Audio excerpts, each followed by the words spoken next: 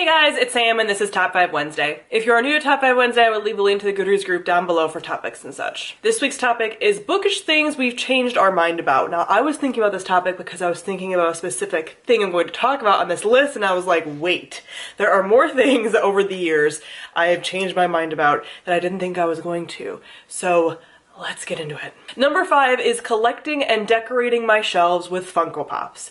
As many of you know, Funko Pops have been and still are a very big, bookish, nerdy decoration. There just happens to be a lot of books and TV shows and things that have Funko Pops video games.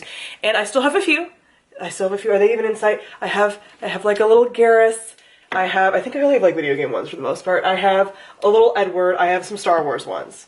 And I have Wonder Woman. And that's it. Oh wait, and I have Draco and Hermione. I still have a lot of them. But I used to have a lot more of them, and now I have them more just kind of like by theme and just a select few, a small amount, because I realized, like, one, I don't really like collecting Funkos, two, I don't like when they take up all of the spare room on the shelves. Like, I want there to be space. It's a pain in the ass to get your books out when you're like moving Funkos and like figurines and stuff like that, and I just don't love the look of like a cluttered Funko shelf. Some people really do. I personally don't. So I got rid of probably 15 Funko Pops before I moved for the first time last year. So yeah, I'm liking my life now with a pared down Funko Pop collection. I don't see myself buying any more. I think I have the ones that I love, unless they came out with a female Commander Shepherd that's official. Then I would. Number 4 is buying a whole series up front. Now this is a thing that I did at the very beginning of BookTube, and then I realized over time that 1, I wasn't getting to them very quickly, 2, I was cluttering up my bookshelves because I had like all of these like unfinished but bought series, 3, I started realizing that I would read the first book and then not necessarily like it, so I've stopped like just buying a whole series. I do run into still though sometimes where like I start a series and I'm like, I just want to keep binging this whole series and I don't have it. But that's what Amazon is for, you know, just getting things like within a day.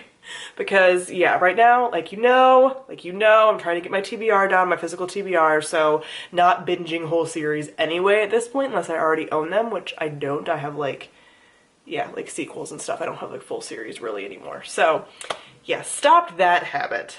Number 3 is keeping all of the books that I've read. So when I first joined BookTube, I was like, I want to just have the giant collection of every book that I've ever read and keep all of them and whatever. And then I realized, well, what really happened is I moved a number of times within a few years, and I was like, wow, lugging all these books around that I don't care about, or that I hate, or that I like barely remember because they were like 2 or 3 stars, not fun. So I culled down my bookshelves and got rid of a lot of them, which left room for more new books that I liked. So now I really only, like, I'll keep books that I'm met about for a little while, like 6 months or so, just to kind of like remind myself, hold them up for like review purposes, stuff like that.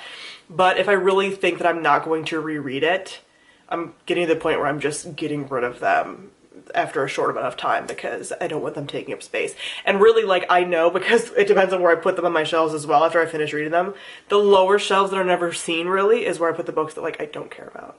So if I have a shelf designation of books I don't care about, that means they can leave. Number 2 kind of goes with a few things I've already talked about, and that is what I was thinking about when I was thinking about this topic, and that's DNFing. I didn't start officially DNFing books until this year. I DNF'd like my first book this year, and I haven't DNF'd anything since, but I would have DNF'd 2 other things, but I was reading them for readathons or for other content I was making with other people. So yeah, I would have DNF'd 3 books this year, but before this, I never DNF'd books. I made a video years ago about like how I struggle with DNFing, that I just want to read the books, even if they're bad, even if I'm hating it, and be able to do the review for it and everything like that. But this year, especially with my TBR goal, I don't want to waste my time on books that I really don't care about either way. Like, especially books that I'm just like, it's not awful, but I don't really like it. It might be like a 2-star. Like, I don't really care. I will still, like, especially if a book is garbage fire that's really popular that I need to tell people like it's not good, then I'll keep reading the book. But if it's just something where I'm just like, you're putting me in a slump, I have all these other books that I really want to read that I could be reading and enjoying, then I'm more prone to DNF them now. So yeah, I've kind of gotten to the point where it's like when I'm really, like the last few weeks I've been in a really good reading mood, reading all these things that I really enjoy, reading like multiple books at once, like an audiobook and a physical copy, and I've just been like so excited to read all the time that I find that when I start reading a book that I'm feeling like mediocre about, I'm like, I don't like it. This isn't fun. It's a waste of my time. So I've kind of moved on from like forcing myself, although I still do read and finish most of the things because I also don't want to be the type of person that like DNFs everything, because that's not fun either. Like I got these books at some point, I wanted to read them. I give them a good like 100 pages or so, but yeah, I'm getting to the point where like DNFing is a thing for me now, where before I couldn't even fathom it. And lastly, a bookish thing that I've changed my mind about is a thing I mention a lot, and that is a giant physical TBR versus a smaller physical TBR. I always thought that I would always want this like giant never-ending physical TBR of all these books, and now I'm like, that stresses me out.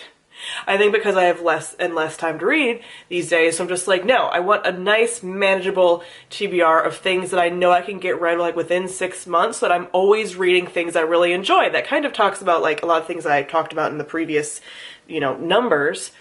I want to read things that I'm really enjoying. I'm DNFing things that I don't enjoy as much. I'm not keeping books around that I don't really like. Like, I just want to have the things that I really want, and I don't want books to sit on my shelf and just like languish for years where it's like, I want to read that, but now I've lost interest, where if I would have read it when I really wanted to read it, I probably would have enjoyed the experience even more.